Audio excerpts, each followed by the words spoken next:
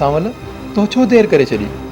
हू अॼु सुबुह जो दरिया जे वेझो पुलिस वारा ॾिठमि।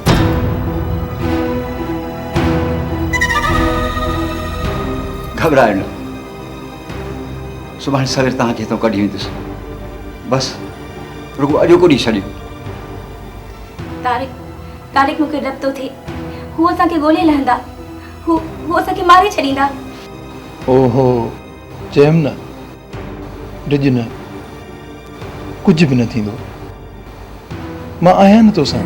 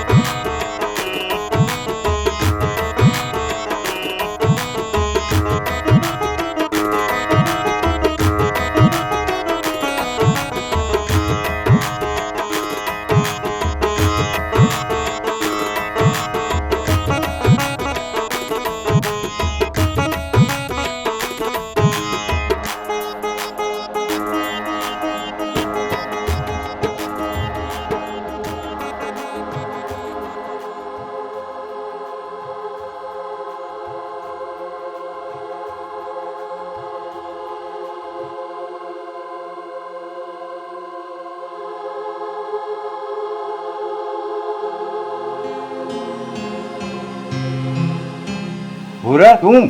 हाँ मां। तूं हिते छो आई आहीं? मां पंहिंजी सखी साधना सां आई आहियां, तोसां मिलण आई आहियां, तोखे ॾिसण आई आहियां। तोखे कीअं ख़बर पई त मां हिते आहियां? तूं मूं में आहीं सावल, मुंहिंजे अंदर में आहीं। तूं मूंखां अलॻि हुजे त मां तुंहिंजी ख़बर रखां न। मूंखे त हिते साहनि जी सिक घीले आई आहे। मां तोखां सवाइ हिकु पल बि नथी रही सघां। पर भूरा, हाणे त तूं के ॿिए जी अमानत आहीं। हू मुंहिंजे जिस्म जो मालिक आहे ऐं तूं मुंहिंजे रूह जो मालिक आहीं। मां पाण खे घणो थी रोकियां, घणो थी सम्झायां, पर मां तोखां सवाइ हिकु पल बि नथी रही सघां। मां पंहिंजी साहनि जी सिक खे कीअं सम्झायां सावल, जिन में छोलनि जी उथल आहे। मां मरी वेंदी सां सावल, मां मरी वेंदी सां, मूं सम्झो भोग थी करी,